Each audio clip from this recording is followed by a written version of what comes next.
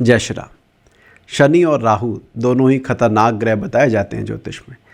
Career की problem हो, married life की दिक्कत हो, हेल्थ इशू हो या कोई और परेशानी, 80 to 90% प्रॉब्लम में जिम्मेदार राहु या शनि को मान लिया जाता है।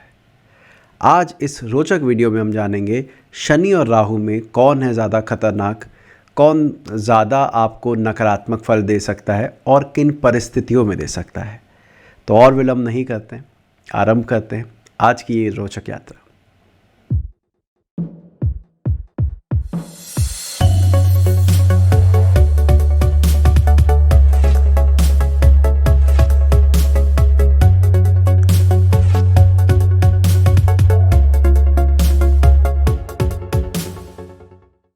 सबसे पहले तो ये बात करते हैं कि ये प्रश्न आया कहाँ से।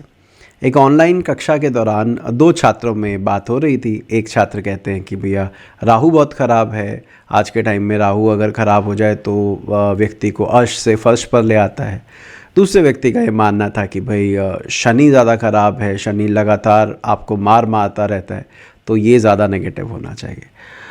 तो पहले हम समझते हैं कि इनके कारकत्व क्या हैं, कैसे ये काम करते हैं, और फिर ये डिसाइड करेंगे कि दोनों में से ज़्यादा खराब कौन है। शुरू करते हैं शनि महाराज से। शनि महाराज भगवान सूर्य के पुत्र कहलाते हैं और उनके साथ ये कहानी जुड़ी है कि वो लिम्प करते हैं। लिम्प करने का मतलब है लंगड़ा कर चलते हैं। उनकी तीसरी दृष्टि या उनकी वक्र दृष्टि बहुत ख़राब है। हालांकि इस पर बहुत बात हो सकती है और मैंने इस पर एक वीडियो भी बनाया, वो बाद में कभी आप देखिएगा। तो इनकी दृष्टि बहुत ख़राब होती है और चीज़ों में बहुत परेशानियां दे देते हैं। ये सब बातें अपनी जगह ठीक है कुछ हद तक, लेकिन यहाँ पर एक बात मैं जोड़ दूँ डिस्क्लेमर के साथ शुरुआत में ही। ऐसा नहीं है कि शनि हर किसी के लिए ख़राब है। किसी किसी के लिए शनि बहुत लाभदायक हो सकता है।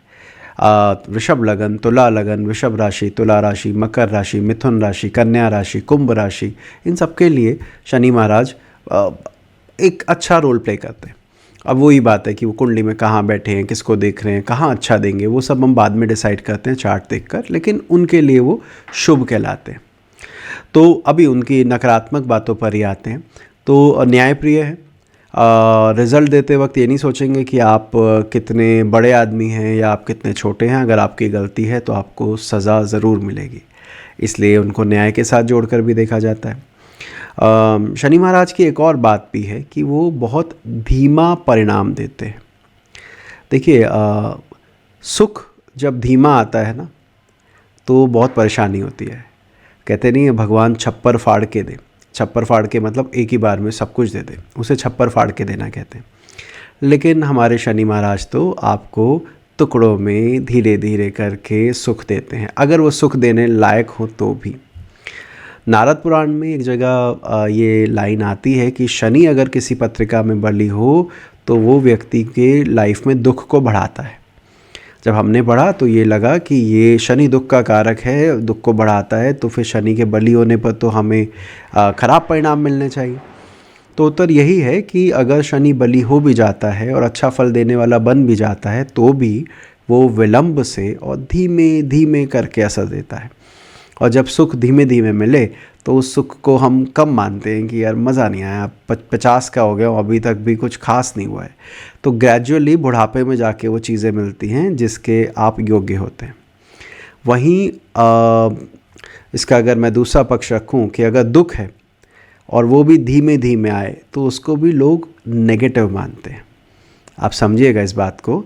अगर किसी की तबीयत ख़राब हो, मैं एक एग्जांपल देता हूँ, किसी के शरीर के किसी अंग में हर थोड़े सा टाइम में सूजन आ जाए, दर्द रहने लगे, ओके, फिर दर्द हो गया, फिर हर 2 महीने बाद फिर परेशानी आ गई, ये लगातार बना रहे, तो ऐसे में व्यक्ति क्या बोलता है, भगवान एक बार दे के छुट्टी करे, क्यों मुझे धीरे धीरे करके इस अंग को लेकर परेशानी हो रही है या सेहत को लेकर परेशानी हो रही है।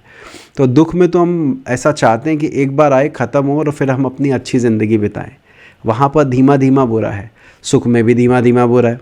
इसलिए शनि को नेगेटिव प्लैनेट मान लिया जाता है। हालांकि जैसे मैंने कहा, कोई भी ग्रह बुरा नहीं होता है, उसके जो नैसर्गिक कारकत्व हैं वो आपके लिए, आपको पसंद आ सकते हैं, आपको ना पसंद आ सकते हैं, वो आपकी पर्सनैलिटी पर है। लेकिन धीमा देना तो उनका क्या कहूँ मैं, गुण है। दूसरा, ये मेहनत के बाद देता है। शनि कालपुरुष की कुंडली में दशम भाव का अधिपति है, तो और वही लाभ का भी है, ध्यान रखिएगा। तो बिना कर्मों के, बिना एफर्ट के शनि कुछ नहीं देता। पहले आपसे चाहेगा आप प्रयास करें, प्रूव करें कि आप उसको डिज़र्व करते हैं, उसके बाद परिणाम मिलेंगे। व्यक्ति वो भी नहीं चाहता। मेहनत करके मिला तो क्या मिला, मज़ा तो तब है जब बिना कुछ किए मिल जाए। तो शनि महाराज वो भी नहीं देते हैं, उसमें भी धीमा धीमा करके देते हैं। आप में से जिसका वृषभ लगन है या मिथुन लगन है वो जानते होंगे इस बात को कि उनका भाग्याधिपति शनि बनता है। भाग्याधिपति शनि बना है तो उम्मीद बढ़ जाती है कि अरे योग कारक है, बड़ा अच्छा फल देगा, जहाँ बैठेगा वहाँ भला करेगा, जहाँ दिखेगा उन्नति ही होगी। लेकिन वो जिन भावों को देख रहा है, आप ही कमेंट सेक्शन में बताना कि क्या वो आपको बिना प्रयासों की चीज़ें मिली है। तो उत्तर ये है कि अधिकतर केसेस में नहीं, आपको पहले मेहनत करनी है और उसके बाद आपको वो परिणाम मिलता है। इस वजह से भी धीमा मिलने की वजह से, मेहनत से मिलने की वजह से शनि को हम नेगेटिव ट्रीट करते हैं। इसके अलावा अगर शनि बाधा देने पर भी आए तो वो भी बाधा धीरे धीरे आएगी। आप काम के लिए गए, आज मना हो गया, 2 दिन बाद फिर जाना पड़ेगा, फिर थोड़ा टाइम बाद फिर जाना पड़ेगा। वो डिले होता जा रहा है, चीज़ें रुकती जा रही हैं। इसलिए बड़े लोग परेशान रहते हैं कि शनि महाराज तो भाई बहुत ख़राब है। अगर किसी को रुलाने पर आए तो तिल तिल करके रुलाने वाला जो स्थिति होती है वो बना देते हैं। इसलिए शनि को नकारात्मक ग्रह माना जाता है। अब आते हैं राहु के ऊपर। एक बात और मैं शनि के साथ जोड़ दूँ, शनि परंपरागत प्लैनेट है। शनि अपने अतीत को नहीं छोड़ता है। शनि यदि बली है तो अपने माँ बाप, विशेषकर अपनी माँ से विशेष लगाव रहता है, अपने जन्मस्थल से विशेष लगाव रहता है। किसी से बहुत ज़्यादा बातचीत करना पसंद नहीं है, लेकिन अपने में खुश रहने वाला व्यक्ति है। ठीक है, उनके एक मंत्र में आता भी है प्रसन्नात्मा शिव प्रिया, भगवान शिव के प्रिय हो और प्रसन्नात्मा हो। शनि महाराज के लिए जब प्रसन्नात्मा आता है तो कई लोग पूछते हैं कि साहब ये कैसे प्रसन्नात्मा है, ये तो दूसरे को दुख देते रहते हैं। हालांकि वही जैसे मैंने कहा, दुख नहीं देते हैं, धीमा और बाधित और कर्मों की मेहनत के बाद देते हैं। इसलिए आपको बुरे लग रहे हैं क्योंकि मेहनत आप नहीं करना चाहते। एनीवे, विषय पर रहते, परंपरा को भी इंडिकेट करते हैं। वहीं अब राहु की बात करते हैं। राहु क्या है? पहले तो जिन लोगों को ज्योतिष का ज्ञान नहीं है या जो ज्योतिष के अगेंस्ट बात करते हैं वो कहते हैं राहु केतु तो कोई ग्रह ही नहीं है, पता नहीं ये हिंदू माइथोलॉजी या हिंदू लोगों ने ये राहु केतु कहाँ से स्टार्ट कर दिया। लेकिन जो समझदार हैं, पढ़े लिखे हैं, वो जानते हैं एस्ट्रोनॉमी में भी लूनर नोट्स करके चीज़ें होती है। लूनर नोट बोलते हैं राहु केतु को। होता क्या है, पृथ्वी सूर्य की परिक्रमा कर रही है, आप हम सब जानते हैं, और चंद्रमा पृथ्वी की परिक्रमा कर रहा है। तो दोनों के जहाँ परिक्रमा पथ आपस में टकराते हैं, इंटरसेक्ट करते हैं, उन 2 पॉइंट को राहु केतु कहा जाता है। तो उनको शैडो प्लैनेट भी कहते हैं, छाया ग्रह भी कहते हैं। अब देखिए, छाया ग्रह है, अपना कोई अस्तित्व नहीं है। बिना अस्तित्व के कोई कैसे परेशानी दे सकता है? जब कोई है ही नहीं तो वो परेशानी कैसे दे सकता है? तो इसका उत्तर है वहम, गलतफहमी। ये भी होती नहीं है, फैक्ट पर नहीं है, आपके बस मन में आ गया, वहम हो गया आपको, और फिर वो वहम का कोई इलाज नहीं है। बल्कि ये तो मुहावरा भी कहा जाता है कई बार कि भाई बाकी चीज़ों का इलाज है, वहम का कोई इलाज नहीं है। अब ये वहम जो है वो राहु से जुड़ा है। जो नहीं है उस पर आप विश्वास करके बैठ जाते हो। गलतफहमी कई बार अपने आप होती है, कई बार दूसरे के द्वारा आप तक पहुंचाई जाती है, आपको तंग किया जाता है। अगर मैं अपने शास्त्रों के हिसाब से कहूँ या जो ग्रंथ हमारे हैं धार्मिक, उनके हिसाब से कहूँ तो शकुनी को आप राहु से जोड़कर देख सकते हैं। क्या शकुनी में इतना बल था कि वो हस्तिनापुर को नुकसान पहुंचा सके? तो आपको शायद गांधारी की कथा पता भी हो कि गांधार नरेश ने अपनी कन्या एक अंधे व्यक्ति को इसलिए दी क्योंकि वो वीक थे, और इस बात का प्रतिशोध लेने के लिए शकुनी ने महाभारत में जो भी क्रियाकलाप किए वो हम सब जानते हैं। तो शकुनी डायरेक्ट नहीं आया, लेकिन उसने गलत फहमी या वहम क्रिएट किया जिस वजह से परेशानी आई। तो राहु वहम का कारक ग्रह है। एक बात और समझिएगा, देखिए जब कोई छाया ग्रह होता है तो हम कहते हैं इसको फल देने के लिए किसी और के साथ की ज़रूरत होती है। हमारी हिंदी में एक मुहावरा है ना कि दूसरे के कंधे पर रख के बंदूक चलाना। राहु बिना दूसरे का कंधा इस्तेमाल किए बंदूक नहीं चला सकता। मतलब राहु को चाहिए कि उसके साथ कोई ग्रह हो, उसको वो प्रभावित करे और उसके द्वारा गलतफहमी या जो भी मिसअंडरस्टैंडिंग है, दम्भ है, जो चीज़ नहीं है वो बिलीव कर लेना। मान लीजिए मैं ज्ञानी नहीं हूँ और मैं अपने मन ही मन में मान लूँ कि मुझसे बड़ा ज्ञानी कोई नहीं है, ये है राहु का प्रभाव। मैं सुंदर नहीं हूँ और मैं मान लूँ मैं दुनिया में मुझसे ज़्यादा सुंदर कोई नहीं है, ये है राहु का प्रभाव। तो ये प्रभाव बनता कैसे है? आसपास के लोग बनाते हैं। आपके आसपास जो आपके ग्रह बैठे होते हैं राहु के साथ, वो इसमें एक इम्पॉर्टेंट रोल प्ले करते हैं। राहु तब ज़्यादा डेडलियर हो जाता है, ज़्यादा प्रभावशाली हो जाता है जब उसके साथ कोई ग्रह हो। ध्यान रखिएगा।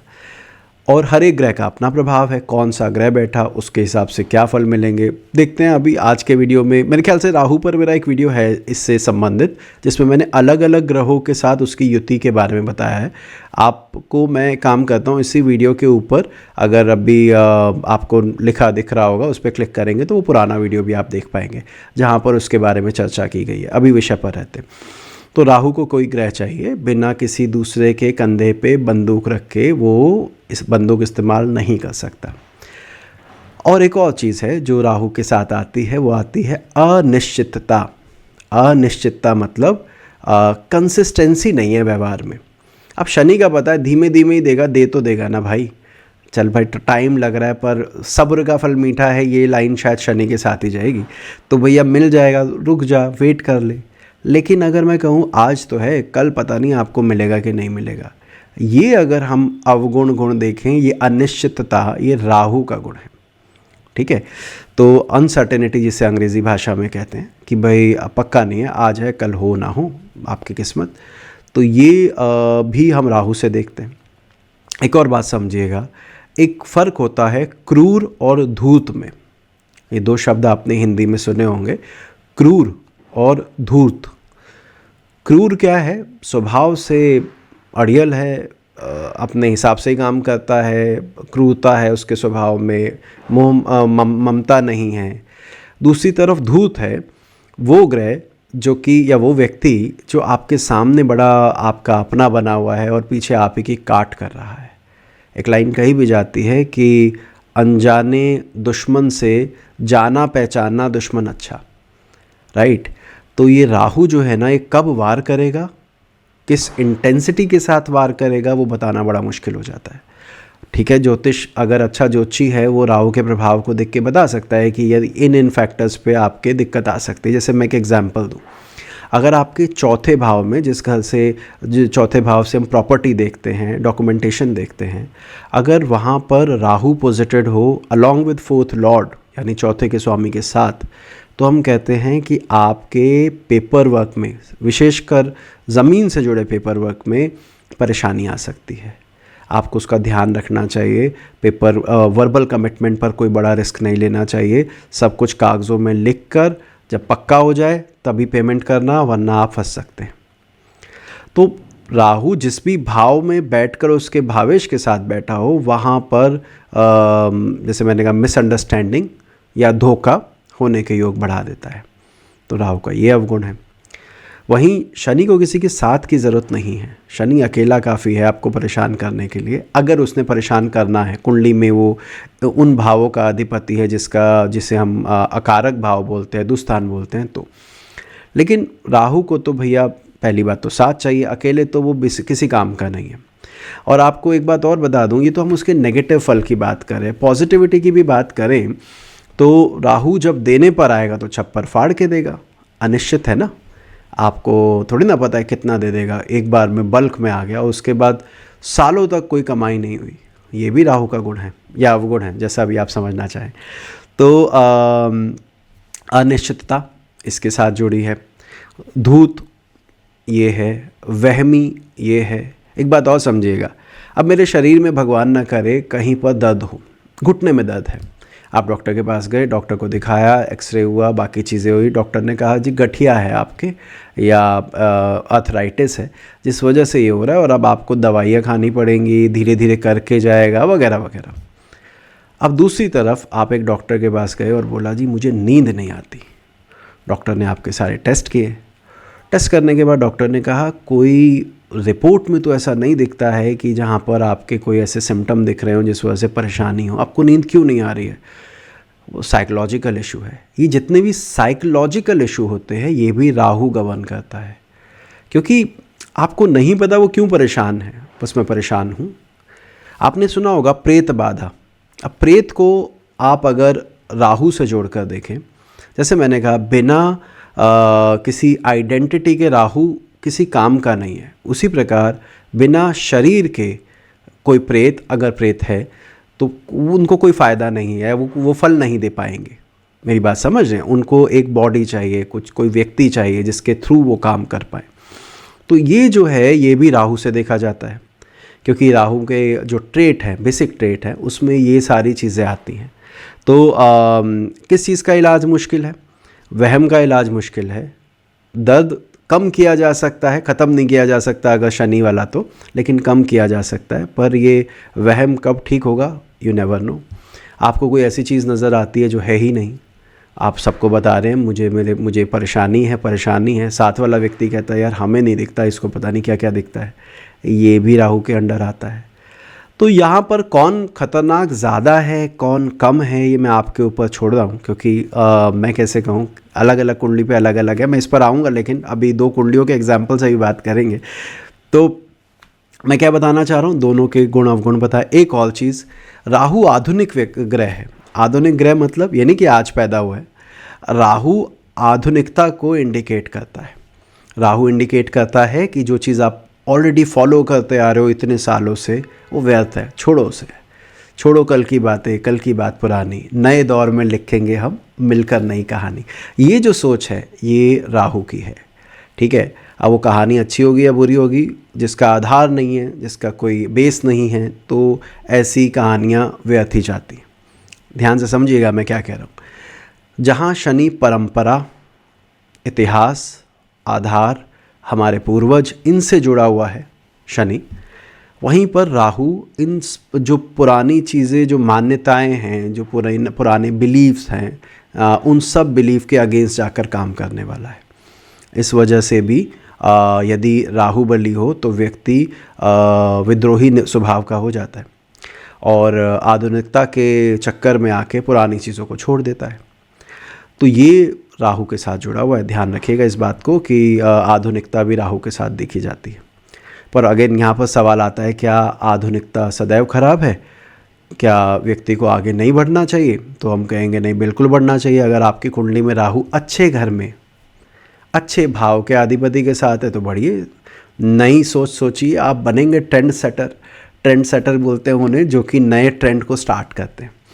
लेकिन अगर आपका शनि बली है, आपकी कुंडली में शनि योग कारक है, शनि आपके लगन को देखता है अच्छे भाव का अधिपति होकर, तो आप अपनी जड़ों से जुड़े रहिए, आप अपनी मान्यताओं के ऊपर विश्वास रखिए, परमात्मा आपको फल ज़रूर देगा। तो ऐसा नहीं है कि केवल हम राहु शनि की जब बात करें तो दोनों को ही नेगेटिव पेंट कर दें। ये कुंडली में शुभ फलदायक भी होते हैं। जैसे मैंने अभी एग्जाम्पल दिया, शनि जहाँ पर मैंने कहा धीमे धीमे परिणाम देता है, धीमे ही सही पर एक स्थिरता, स्टेबिलिटी आप शनि से उसकी अपेक्षा कर सकते हैं कि भाई कमी दे रहा है पर लगातार देता रहेगा, जीवन के साथ भी जीवन के बाद भी, ठीक है। आजकल आज मुहावरे ज़्यादा आ रहे हैं, लेकिन चलो ठीक है। तो ये जीवन के साथ भी जीवन के बाद भी आपका मतलब कंसिस्टेंटली कुछ ना कुछ अमाउंट आता रहेगा, आपका काम चलता रहेगा। वहीं राहु वाला वो है कि एक बार में आपको कौन बनेगा करोड़पति जीत लिया आपने, और उसके बाद 5 साल बाद आपसे मिले तो कहा जी वो सब पैसा खा गए सब लोग, अब तो मैं वही हूँ जहाँ पहले था। ये है राहु। तो दोनों का अपना अपना फल है। और राहु कब अच्छा हो जाता है? राहु जब केंद्र में त्रिकोण के स्वामी के साथ बैठा हो तो शास्त्रों ने उसकी भूरी भूरी प्रशंसा की है। समझिएगा, अगर मेरे 5वें घर का अधिपति 10वें घर में बैठा है और वहाँ पर राहु उसके साथ है तो ये शुभ फलदायक है, विशेषकर तब जब मेरा मकर लगन हो। बाकी लग्नों में भी अप्लाई होगा, लेकिन मैं मकर लगन का एग्जाम्पल क्यों दे रहा हूँ, क्योंकि वहाँ पर शुक्र और राहु साथ हो जाएंगे और ये पंचमें शुक्र बनेगा, दशम भाव में बैठा है, राहु के साथ बैठा है, तो ये काफ़ी अच्छा फलदायक हो जाता है।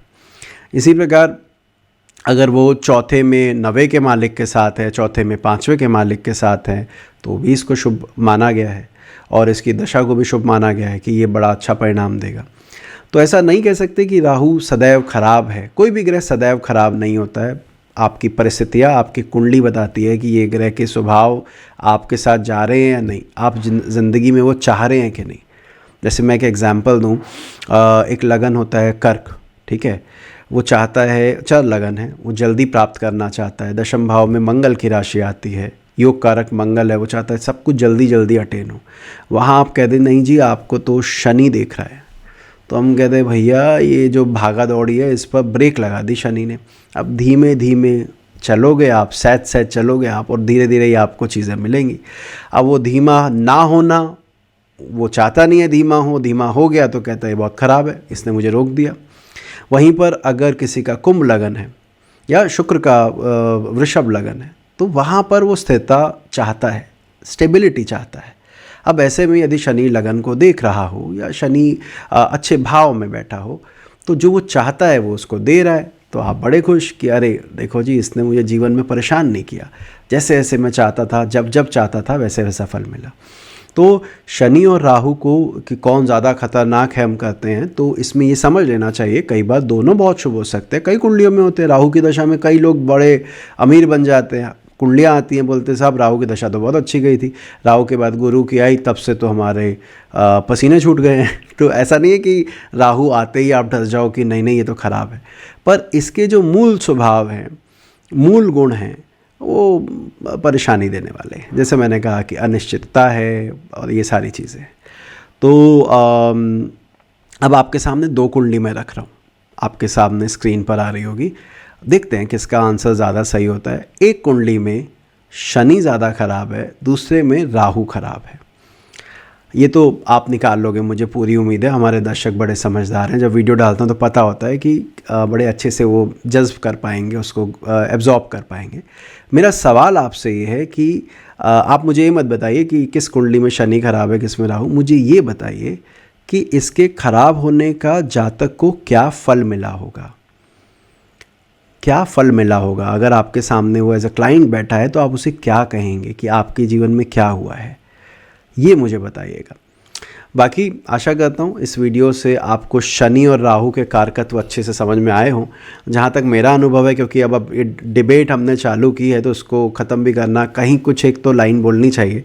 जहाँ तक मेरा अपना मत है, मुझे ये लगता है कि राहु ज़्यादा परेशानी देता है, क्योंकि वहाँ पर उसका कोई कारण नहीं मिलता, कोई मूल नहीं मिलता। सिर्फ सर है, मूल तो है ही नहीं, नीचे का आधार तो है ही नहीं।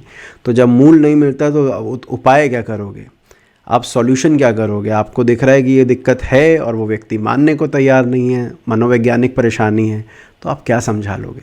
वहीं शनि वाली है तो आप समझा सकते हो कि भाई धीमे ही सही पर मिलेगा, चिंता नहीं कर, हो जाएगा, व्यक्ति फिर भी खुश रहता है। तो राहु की परेशानी, जिसको राहु की पीड़ा होती है, वो ज़्यादा ख़राब है।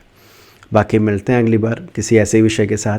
अगर आपको ये कंटेंट अच्छा लगा हो तो आप सब्सक्राइब करना ना भूलें। आपके सब्सक्रिप्शन के बाद लगभग 450-500 वीडियो होने वाले हैं हमारे, वो इस चैनल पर आपको मिलेंगे जो ज्योतिष से ही जुड़े हुए हैं। और यदि आप पुराने दर्शक हैं हमारे तो लाइक करना मत भूलिए। आपके लाइक हमें प्रोत्साहित करते हैं कि हम नए नए और अच्छे अच्छे विषय के साथ आपके सामने प्रस्तुत हों। अपना ध्यान रखिएगा। जय श्री राम।